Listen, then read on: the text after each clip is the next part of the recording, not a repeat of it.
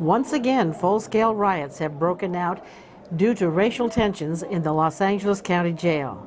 Once again, inmates have been injured and killed. This was not unexpected. 3 days before the February 4th riot at the Pitchess Detention Center, Full Disclosure spoke with Sheriff Lee Baca, where he reacted to our questions about the federal cross-deputization program and whether or not the Los Angeles County Sheriffs will start enforcing U.S. immigration laws. He was quick to reject the idea and to blame the feds for conditions contributing to the riots. We've managed to arrest quite a few people who've been deported. In fact, a study for 5 years shows that 70% of the people who have been deported out of the county jails in a 5-year period, 70% were rearrested by LA County police and sheriffs 4 more times and put back into jail. So we don't need the federal government's permission to do this. What we really want out of the immigration and customs people is we really want them to pay more attention to the criminals who are already in our jails and to pay us for reimbursing us for those costs. That's my biggest point. If you want us to help you do your work, pay us for the people who we are putting in prisons and in jails and already is your work. Pay us for that, and then we'll start resourcing ourselves to helping you. It's a political issue with the federal government and local government. And this is not just an LA County issue.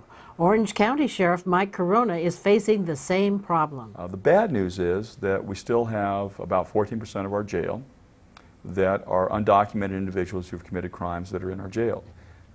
There needs to be a way to try to move those people out of the system and into the federal system to deal with the immigration issues rather than leaving that at the local doorstep. Once again, Sheriff Baca points to the federal government, who is responsible for protecting our borders from these repeat offenders who come and go through our criminal justice system with impunity. And the biggest problem in both LA County and Orange County is that when they do get back in on a reentry, if we arrest them, they theoretically and legally should be placed in federal prison. It's a felony to reenter the United States and commit no crime at all. And that, to me, is where our focus, the INS's focus and the Immigration and Customs focus should be on these criminals.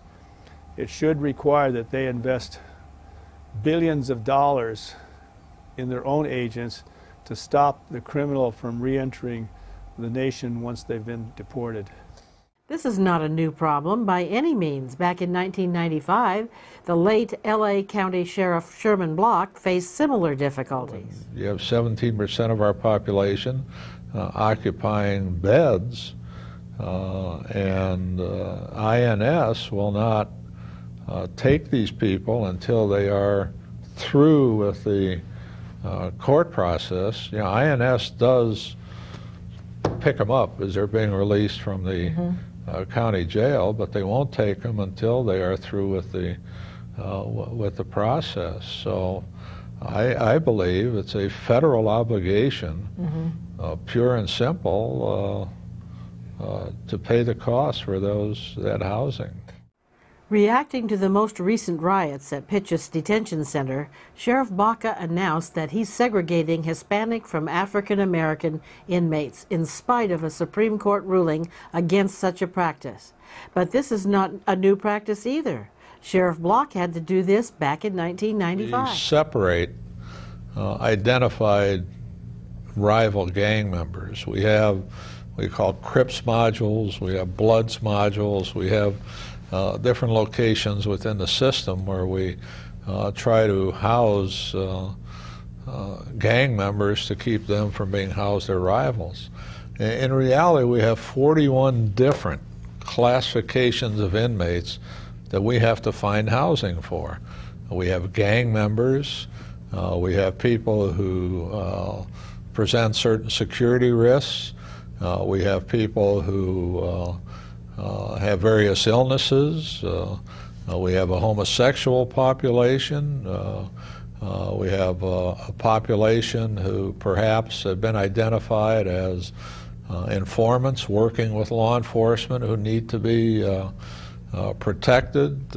We have, and it goes on and on. So it becomes more and more difficult to segregate people, particularly in a system where most of our housing is dormitory type housing. So this creates a distortion within the system which makes the housing very difficult, and that's one of the reasons why we have these conflicts. We want to hear from you, the viewers.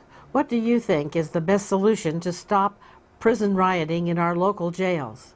Please participate in our survey.